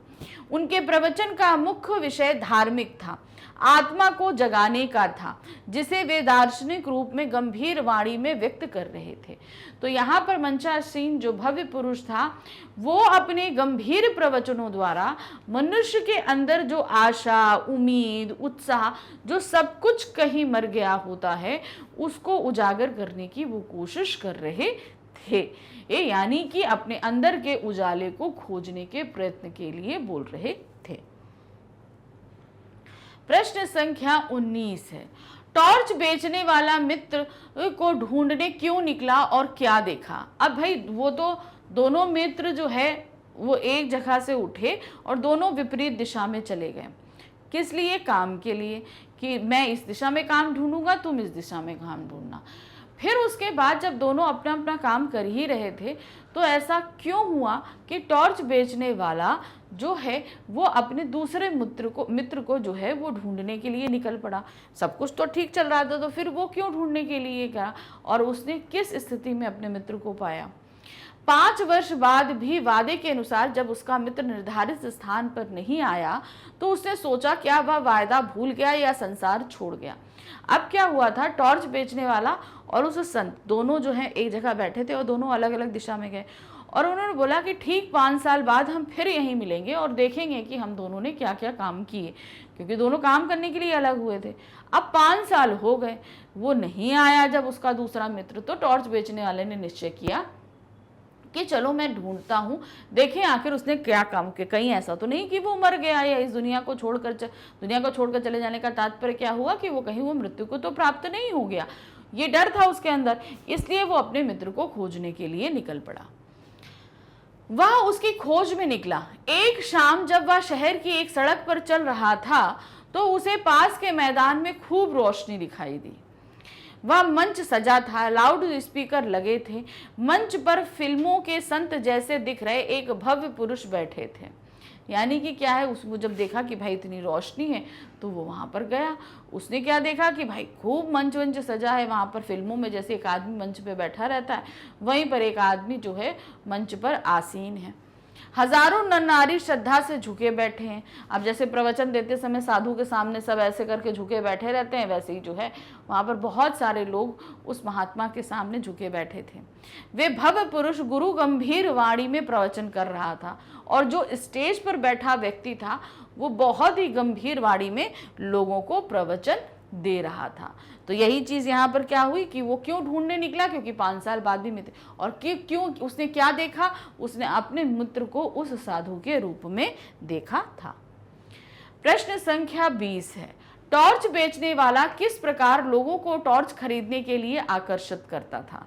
अब वो जो टॉर्च बेचने वाला व्यक्ति था वो किस तरीके से टॉर्च बेचता था, वो दिखाता था कि भाई इतना अंधकार है कि हाथ को हाथ नहीं सूझता, अब उसमें हम चलते हैं तो कांटों में गिर जाते हैं, शेर हैं, चीते हैं, सांप हैं, इन सभी ये हम सबको जो अंधकार में हमारे ऊपर हमला करने को तैयार हो जाते हैं। हम रात में उठे पेशाब करने के लिए और हम कहीं सांप पर पैर पड़ जाए तो हम मर जाए। तो इस तरीके से अंधकार का डर जो है लोगों को दिखाता था और लोग उस अंधकार से डर जाते थे। तो अब उस अंधकार में इन सारी चीज़ों से बचने के लिए लोगों से क्या बोलता है कि भाई अगर ऐसा है तो आप ये टॉर्च खरीदो, ये अंधकार दूर हो जाएगा और ये सभी चीज़ें विपत्तियां आप पर नहीं आएंगी। टॉर्च बेचने वाला चौराहे या मैदान में लोगों को इकट्ठा कर नाटकीय ढंग से अपनी टॉर्च बेचता। वह कहता सब जगह अंधेरा रहता है, रातें बहुत काली हैं, हाथ से हाथ नहीं सूझता, अंधेरे में गिरने से लोग चोटिल हो जाते हैं, शेर, चीते और सांप चारों तरफ घूमते हैं। कि भाई चारों तरफ जंगल है तो भाई जंगलों में यही सारी चीजें घूमेंगी ना। सांप के इसने इतने डर रहता है कि अंधेरा घर में भी होता है, वहां भी टॉर्च की आवश्यकता होती है। इस प्रकार बातें बनाकर वह लोगों को डराकर अपनी टॉर्च बेचता था। उसने बोला कि अंधकार सिर्फ घर के बाहर नहीं होता, घर के अंदर भी होता है। क्योंकि जब रात में देखो क्या होता है, रात में हम सारी लाइट्स बुझा देते हैं, ठीक है। अब अभी तो हम लोग के घरों में लाइट्स होती है, लेकिन पहले तो क्या वो लैम्प्स और दिया बत्ती हुआ करते थे ना। अब वो एक बार बुझा दिया तो अभी तो हम लोग क्या उठते हैं तो एक स्विच ऑन किया, उजाला हो गया, लेकिन उस समय तो वो दिया को माचिस से जलाओ तब वो जलेगा और तब उजाला होगा। तो उस कंडीशन में वही बोलता है कि भाई रात में तो हम लोग के घरों में भी अंधेरा होता है, और रात में अगर आपको पेशाब आए तो आप क्या होते हो, अंधेरे में उठ के चल देते हो करने के लिए। तो उस अंधकार में अगर कहीं सांप होगा तो सांप पर पैर पड़ेगा तो वो आपको डस लेगा। तो क्या हो कि भाई आपको ये सारा डर है, तो इस डर से बचने के लिए आप सूरज छाप टॉर्च खरीदो, क्योंकि ये सूरज छाप टॉर्च जो है आपको इस अंधकार से बचाएगी। और लोग उस डर के कारण जो है फटाफट टॉर्च खरीद लिया करते थे। प्रश्न संख्या 21 है, टॉर्च बेचने वाले ने लेखक की किन आशंकाओं को गलत बताया। जब टॉर्च बेचने वाले और लेखक में बात हो रही थी तो उसने ऐसी कई आशंकाएं हमारे लेखक ने बताई जिनको वो गलत ठहराता है। क्या चीज़ थी? टॉर्च बेचने वाले को संत की वेशभूषा में देखकर लेखक को बहुत अजीब सा लगा, क्योंकि हमारे लेखक देखते आए थे कि वो किस तरीके से टॉर्च बेचता रहता है। आज जब वो उससे मिले तो वो पूरी तरीके से साधु की वेशभूषा में था। अब वो देखकर आश्चर्यचकित हो जाते कि भाई एक टॉर्च बेचने वाला इस तरह की वेशभूषा में क्यों है। तो वो भाई आश्चर्यचकित होकर पूछता है, इसलिए उसने प्रश्न किया, उसने एकाएक ऐसा परिवर्तन कैसे हुआ। तो सीधे सीधे लेखक ने पूछा कि भाई तुम तो टॉर्च बेचते थे, तो एक बैग तुम्हारे अंदर ये सारे चेंजेस क्यों हुए। बीबी ने त्याग दिया क्या? पहला तो लेखक ने क्या बोला, क्या तुम्हारी बीबी ने जो तुम्हें छोड़ दिया है, जो तुम्हारे ये हाल बना रखा है। उधार नहीं मिला, यानी कि तुम बहुत कर्ज में डूबे हो, तुमको उधार नहीं मिला इसलिए बहुत परेशान हो, जो इतनी दाढ़ी बढ़ गई है। साहूकारों ने तंग किया, अर्थात तुमने जो है साहूकारों से पैसा लिया, वो तुम्हें तंग कर रहे हैं इसलिए तुम्हारा ये रूप है। अथवा चोरी के मामले में फंस गए हो, अर्थात चोरी में फंस गए, जो पुलिस तुम्हें उठा ले गई थी और जो तुम्हारी इतनी दाढ़ी बढ़ गई और तुमने इस तरह वैसे। तो लेखक ने ये सारी आशंकाएं जताई कि आखिर उसका क्या रूप, ये किस कारण से हो सकता है। उसने लेखक ने ये सारी चीजें पूछ ली। बाहर का टॉर्च आत्मा से कैसे प्रवेश कर गया, उसने लेखक की बात सुनी और उन सारी शंकाओं को गलत बताया। उसने एक घटना सुनाई जिसके कारण उसमें यह परिवर्तन हुआ। तो सीधे सीधे टॉर्च बेचने वाले ने बोला कि ऐसा कुछ भी नहीं हुआ, जो बाहर की टॉर्च में बेच रहा था उसका उजाला अब मेरे मन में प्रकाशित हो गया है। और उसने वो पूरी घटना जो उसके मित्र के साथ घटित हुई थी वो सारी उसने लेखक को बता दी और ये बताया कि ये परिवर्तन इसी कारण से हुआ है। अभी भी मैं टॉर्च ही बेचूंगा, मगर टॉर्च बेचने का तरीका अब मेरा अलग होगा। प्रश्न संख्या 22 है, अब तो आत्मा के भीतर टॉर्च जल उठा है, टॉर्च बेचने वाले के कथन का आश्चर्य स्पष्ट कीजिए। जब भाई लेखक ने सब सारी चीजें पूछी कि आखिर तुम्हारा ये वेशभूषा क्यों है, तो उसने सीधे सीधे बोला, जो टॉर्च बेचने वाला था उसने बोला कि आत्मा में जो है अब वो टॉर्च जल चुकी है। अब इसका क्या तात्पर्य था? अब इसका अगर लिटरली तात्पर्य निकाले, अर्थात उसे ज्ञान की प्राप्ति हो गई है और अब वो ज्ञान सभी में बांटना चाहता है, ये वही कहना चाहता था। लेकिन ऐसा तो नहीं था। उसको किसी भी तरह की ज्ञान की प्राप्ति नहीं हुई थी। उसने ये सीख लिया था कि कम मेहनत करके ज्यादा पैसा कैसे कमाया जा सकता है, अर्थात उसे गलत रास्ते से धन कमाने का ज्ञान प्राप्त हो गया था। तो इस बात से दो चीजें सीधे सीधे निकल के आती हैं, यानी कि अगर कोई व्यक्ति हमसे सीधे से पूछे कि हमने क्यों हुआ, तो हमने कहा भाई हमें ज्ञान की प्राप्ति हो गई है, हमारे अंदर प्रकाश प्रज्वलित हो गया है और अब हमने अपने जीवन को परिवर्तित कर दिया है, तो वो सामने वाला समझेगा कि इसको जरूर कोई सिद्धि विद्धि प्राप्त हो गई, जिस वजह से अब वो बहुत ही ज्यादा ज्ञानी हो गया है। ठीक है, सीधे से बात आई। यही बात वो लेखक को समझाना चाहता था, लेकिन लेखक सीधे समझ गया जब उसने घटना सुनी कि नहीं, अब तुम्हारे अंदर हरामखोरी आ गई है, अर्थात अब तुम्हारे अंदर लोभ आ गया है और तुम बिना मेहनत के पैसा कमाना चाहते हो। टॉर्च बेचने वाले मित्र को यह अनुभव हो गया था कि टॉर्च बेचने से कोई लाभ नहीं था, अतः उसने टॉर्च बेचने का काम बंद कर दिया।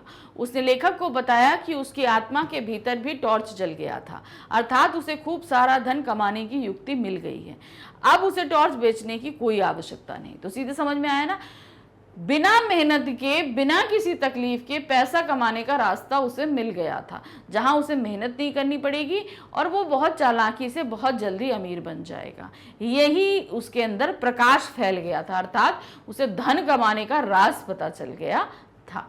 यही चीज इस पंक्ति का आश्रय है। प्रश्न संख्या 23 है, ये सूरज छाप टॉर्च अब व्यर्थ मालूम होती है, टॉर्च बेचने वाले ने अपने कार्य को व्यर्थ क्यों बताया। सूरज छाप टॉर्च वो बेच रहा था पिछले 5 सालों से, बहुत अच्छे से बेच रहा था, लोगों को जरूर अंधकार का डर दिखा रहा था और लोग उसके टॉर्च को खरीद रहे थे, लेकिन जब वो अपने मित्र से मिलकर आया तो उसे अपना ये काम व्यर्थ लगने लगा। अब क्यों व्यर्थ लगने लगा?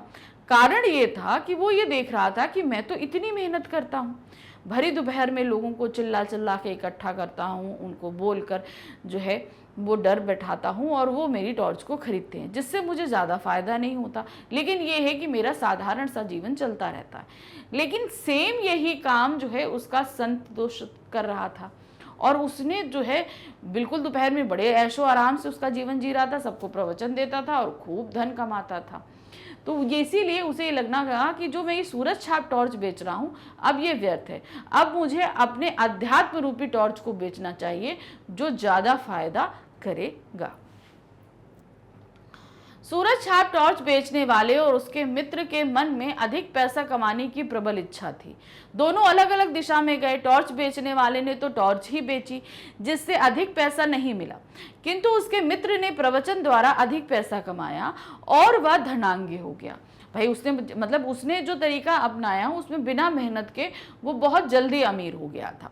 मित्र की संपन्नता को देखकर टॉर्च बेचने वाले ने भी अपना धंधा छोड़ दिया और प्रवचन करके कार्य करने का निश्चय किया कि जैसे भाई मेरा मित्र इतनी आसानी से पैसा कमा रहा है मैं भी वैसे ही कमाऊंगा, मतलब मैं टॉर्च बेचना छोड़ दूंगा। संत वेशधारी मित्र को देखकर उसे टॉर्च का धंधा व्यर्थ लगने लगा। उसने ये सोचा कि भाई मैं जो ये टॉर्च बेच रहा हूँ इससे तो मुझे ज़्यादा अर्निंग होती नहीं है, तो उसे अपना वो धंधा बिल्कुल भी बेकार लगने लगा और वो अपना टॉर्च बेचने का काम छोड़कर एक संत की तरह रहने का वो सोचता है कि मैं भी टॉर्च वो अब सूरज छाप टॉर्च नहीं बेचूंगा, अब अध्यात्म रूपी टॉर्च को बेचूंगा। टॉर्च बेचने वाले को देखकर लेखक को क्या जिज्ञासा हुई और दोनों में क्या वार्ता हुई। टॉर्च बेचने वाले की वेशभूषा को देखकर लेखक के मन में जिज्ञासा हुई, आखिर उसने ये वेश क्यों धारण किया है। तो कई आशंकाएं जो है हमारे लेखक ने व्यक्त करी कि तुम्हें पुलिस ने पकड़ लिया, चोरी में पकड़े गए, तकादेदारों ने पकड़ा, बीबी ने छोड़ दिया, जो भी हो कई, तो सारी आशंकाओं को जो है उसने खारिज कर दिया टॉर्च बेचने वाले ने और अपनी वेशभूषा का कारण और अपनी इस पूरी परिस्थिति का कारण उसने अपने मित्र को बताया कि किस तरीके से मैं अपने मित्र से 5 साल बाद मिला और वो किस तरीके से इतना धनांगी हो गया है, इस वजह से मैंने अपना ये वेश धारण किया है। तो ये सारा जो है देख के लेखक को आश्चर्य हुआ और उन दोनों के बीच ये बातें हुई। कुछ दिन बाद लेखक ने टॉर्च बेचने वाले को देखा। भाई बहुत दिन से वो नहीं देख रहा था, कुछ दिन बाद देखा, जिसकी दाढ़ी बड़ी हुई थी। लेखक को जिज्ञासा हुई कि इसने दाढ़ी क्यों बढ़ा रखी है, इसका वेश बदला क्यों है। पूछने पर उसने कहा मैंने टॉर्च बेचने का धंधा बंद कर दिया है, आत्मा के भीतर की टॉर्च जल चुकी है। किसके? उसके आत्मा के भीतर की टॉर्च जल चुकी है। पुराना धंधा व्यर्थ लगता है। लेखक ने उसकी बात सुनकर कहा, जिसकी आत्मा में प्रकाश फैल जाता है वह इसी तरह की हरामखोरी पर उतर आता है। लेखक ने उसके वेश को देखकर व्यंग किया था कि मतलब जो व्यक्ति इस तरीके से लोभ में फंस जाता है वो इसी तरीके से हरामखोरी करता है। तो सीधे सीधे हमारे लेखक ने उस पर तंज किया था कि हाँ, तुम अब हरामखोरी करने पर, पहले तो तुम कर्मठ थे, काम करते थे, लेकिन अब तुम क्या करने वाले हो? तुम हरामखोरी करने वाले हो। प्रश्न संख्या 25 है, दूसरे दोस्त के साथ ऐसी क्या घटना घटती है कि उसे सूरज छाप टॉर्च बेचना व्यर्थ लगने लगता है? तो क्या उसके साथ घटना घटी थी? वो अपने मित्र से मिल गया था और मित्र से मिलकर वो जो है वो उस गलत तरीके से पैसे कमाने के चक्कर में फंसने के कारण उसे अपनी टॉर्च बेचने का काम गलत लगने लगता है। 5 साल पहले दोनों मित्र बिछुड़ने से पहले 5 साल बाद मिलने का स्थान निश्चित करके अलग अलग दिशाओं में अपनी अपनी किस्मत आजमाने के लिए निकल पड़े थे। तो उन्होंने एक स्थान निश्चित किया कि भाई आज हम यहाँ से अलग अलग दिशाओं में जाते हैं, लेकिन 5 साल बाद हम इसी जगह पर मिलेंगे और देखेंगे कि किसने कौन सा काम अपनाया और किस तरीके से पैसा कमा रहा है। सूरज छाप टॉर्च बेचने वाला दोस्त 5 साल बाद निश्चित स्थान पर पहुंचता है, लेकिन उसका दोस्त वहां नहीं आता। वो तो पहुंच गया लेकिन दोस्त नहीं आया। वह सोचता है कि या तो वह भूल गया या फिर नश्वर संसार चला गया, यानी कि वो या तो भूल गया है यहाँ पर आना या नश्वर संसार चला गया, यानी कि ऐसे लोग चला गया जो कभी भी नष्ट नहीं हो सकता, अर्थात वो परलोक यानी मृत्यु को प्राप्त हो गया। वह उसे ढूंढने के लिए निकल पड़ता है। एक दिन उसका मित्र उसे उपदेशक के रूप में मिलता है और उसकी धन दौलत और चमक दमक से प्रभावित होता है। अब क्या है, वो जो टॉर्च बेचने वाला है वो एक दिन जाकर अपने मित्र से मिल जाता है, वही दूसरे मित्र से, और देखता है कि भाई वो तो क्या वैभव, क्या ऐश्वर्य के साथ जिंदगी जी रहा है, और बहुत प्रभावित होता है।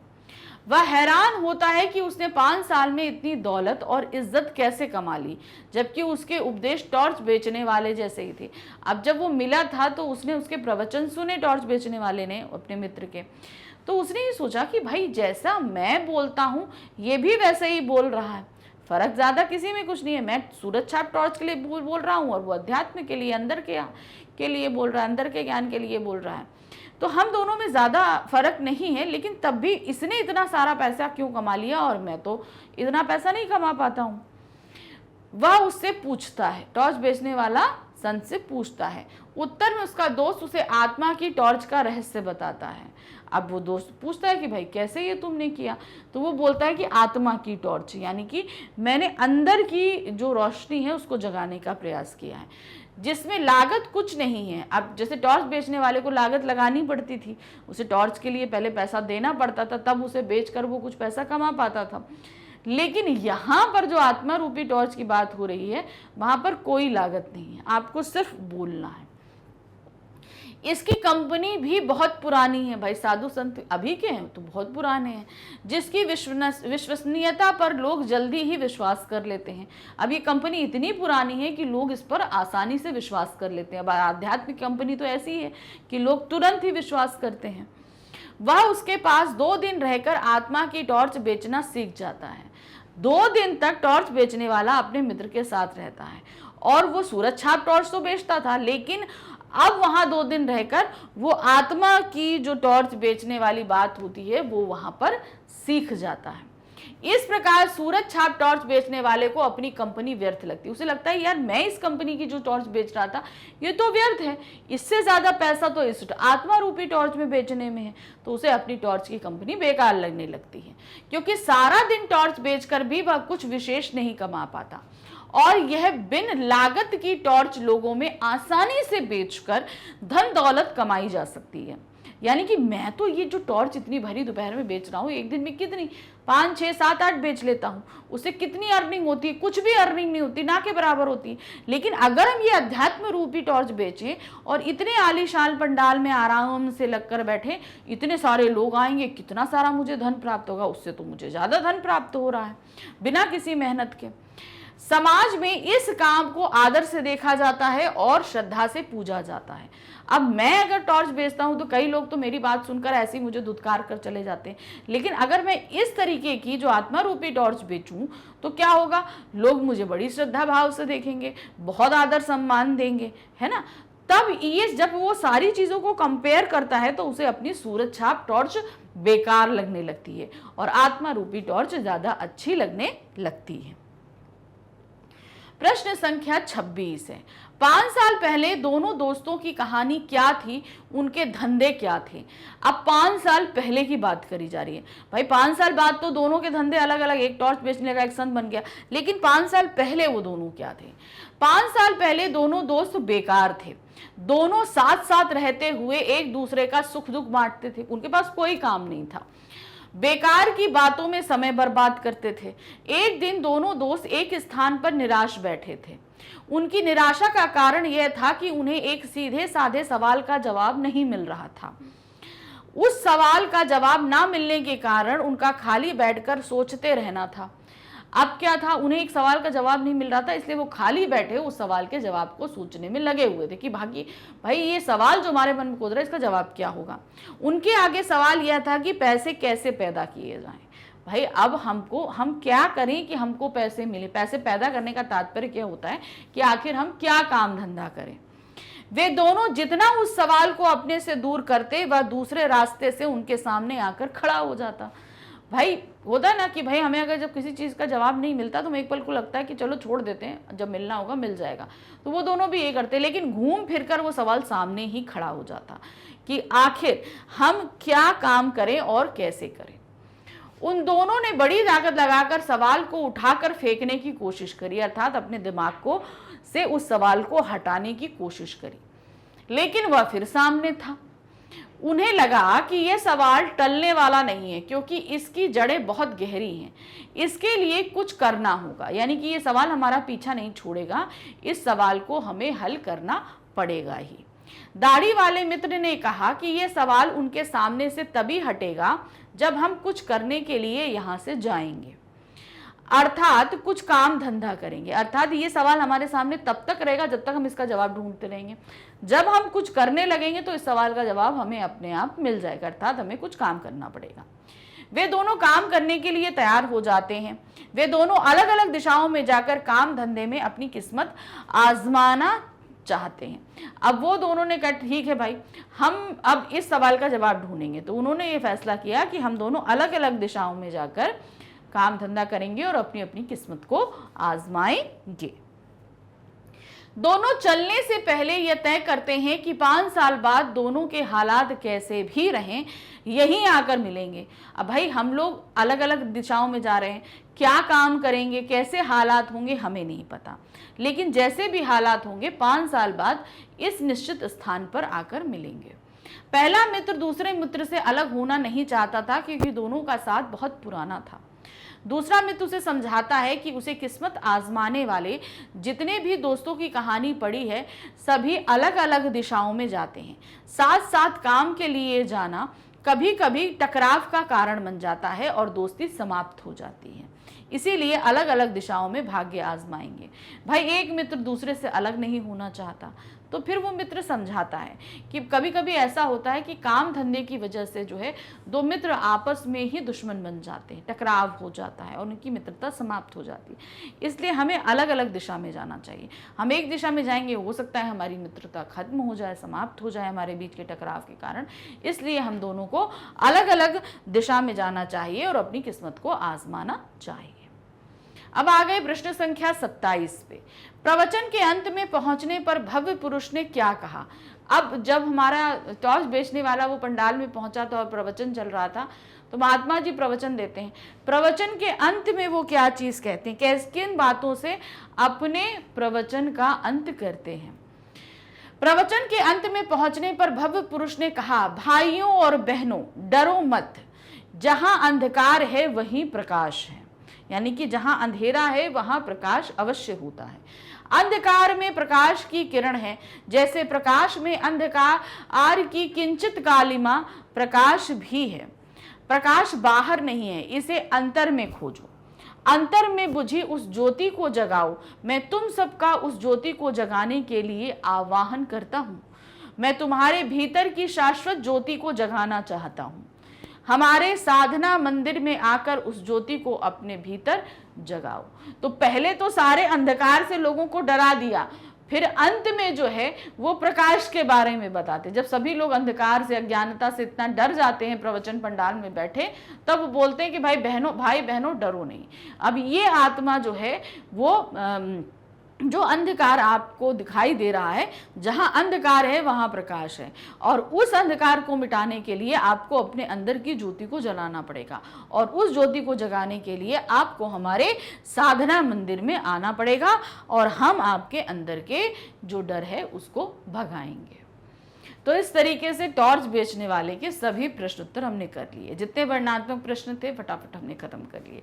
तो ध्यान रखिएगा, ज़्यादा मुश्किल पार्ट नहीं है। घूम फिरा कर जो चीज़ें पूछी जा रही हैं वो लगभग एक जैसी ही रहती हैं कि भाई टॉर्च बेचने वाले ने किस तरीके से टॉर्च बेचा, या संत ने किस तरीके से आध्यात्म रूपी टॉर्च को बेचा, दोनों मिले तो क्या बात हुई। तो कहानी पर आधारित ही हमारा पूरा तरीके से प्रश्न रहेंगे। मुश्किल नहीं, बस चैप्टर आप अच्छे से एक बार पढ़ लीजिएगा तो क्वेश्चन जैसे भी आएंगे वो आप कर लोगे। बाकी ये क्वेश्चंस तो मैंने आपके लिए प्रिपेयर करके दे ही दिए हैं, इनको आप पढ़कर अपनी तैयारी कर सकते हैं। तो ये सारी जो तैयारी आप करोगे ये आप हमारे प्लेटफॉर्म यानी magnetbrains.com पर कर रहे हो। मैग्नेटब्रेन्स एक ऐसा प्लेटफॉर्म है जो आपको 100% फ्री एजुकेशन देता है किंडरगार्टन से लेकर क्लास 12 तक। तो इस फ्री एजुकेशन का लाभ उठाइए, क्योंकि आप किसी भी क्लास में हैं, कोई भी सब्जेक्ट पढ़ना चाहते हैं, यहाँ आकर आप जितने चाहें उतने वीडियो देखिए, जितनी बार देखना है देखिए। आपको किसी तरह का पेमेंट, कोई कूपन, कोई पैकेज लेने की ज़रूरत नहीं है। ये सभी फ्री वीडियोस आपको मिल रहे हैं यूट्यूब पे, हमारी वेबसाइट magnetbrains.com पे, और हमारा ऐप जिसे आप प्ले स्टोर से डाउनलोड कर सकते हैं। तीनों ही जगह आपको निःशुल्क वीडियो मिलते हैं। लेकिन जब आप हमारी वेबसाइट और ऐप पर आते हैं तो यहाँ पर हमने आपके लिए हर एक चीज़ बड़े सिस्टमैटिक ढंग से अरेंज करके रखी है। यानी कि जब ऑनलाइन पढ़ते हैं तो सही टॉपिक, सही चैप्टर ढूंढने में हमें बहुत टाइम लग जाता है, और जिससे समय की भी बर्बादी होती है, और हमारा मन भी थोड़ा सा परेशान होता है इस चीज़ों को ढूंढने से।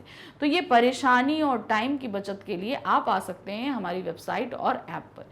यहाँ पर जैसे हमने बताया कि आपके लिए हर एक चीज़ अरेंज की हुई है। तो यहाँ पर आकर सबसे पहले आपको अपना मीडियम या बोर्ड सेलेक्ट करना है। जैसे ही आप सेलेक्ट करोगे उस बोर्ड या मीडियम में पढ़ाई जाने सभी क्लासेस आपके सामने हैं। क्लास सेलेक्ट कीजिए, बुक सेलेक्ट कीजिए, सब्जेक्ट सेलेक्ट कीजिए, बुक सेलेक्ट कीजिए, और उसके बाद चैप्टर सेलेक्ट कीजिए। हर चैप्टर को हमने कुछ पैटर्न्स के माध्यम से आपके लिए क्लियर किया है। इन पैटर्न के माध्यम से जहां आपको चैप्टर क्लियर हो रहा है, वहीं आप हर तरीके के क्वेश्चन से भी वाकिफ हो रहे हैं। ये पैटर्न से हमारे detail explanation, NCERT solution, complete chapter revision, multiple choice question, most important question, ये पैटर्न हर क्लास के हर चैप्टर के साथ आपको फॉलो किया जाता है, ताकि आपके लिए हर एक चीज़ बहुत ही क्लियर हो जाए। ये तो हम सारी चीज़ें क्लियर हमने कर ली, लेकिन इसके अलावा भी हम आपको और बहुत कुछ प्रोवाइड कराते हैं। फाइनल एग्जाम्स के दौरान आपको मैग्नेटब्रेन सैम्पल पेपर्स दिए जाते हैं, जिनको पढ़कर आप अपने एग्जाम्स की तैयारी कर सकते हैं। जो बोर्ड क्लासेस हैं उनके लिए previous year question papers issue किए जाते हैं विद सॉल्यूशन, ताकि आप उनको देखकर भी आप अपने बोर्ड एग्जाम्स की तैयारी कर सको। इसके अलावा बहुत सारी टिप्स हैं, ट्रिक्स हैं, रिवीजन वीडियो हैं, लाइव सेशन हैं, डाउट सॉल्विंग सेशन हैं, बहुत सारी चीज़ें आपको दी जाती हैं ताकि आप अच्छे से अपने एग्जाम्स की तैयारी कर सको। और ये सभी कुछ जो मैंने आपको बताया ये 100% फ्री है, तो उसका लाभ अच्छे से उठाइए, अपनी पढ़ाई अच्छे कीजिए। तो ये जो अभी मैं बुक आपको पढ़ा रही हूँ अंतरा भाग 1, इसका तो अभी हम तीसरे अध्याय तक ही पहुँचे हैं गद्य खंड के, तो अभी तो और भी अध्याय बाकी हैं। तो मिलते हैं नेक्स्ट चैप्टर के साथ में। Thank you for watching, bye bye.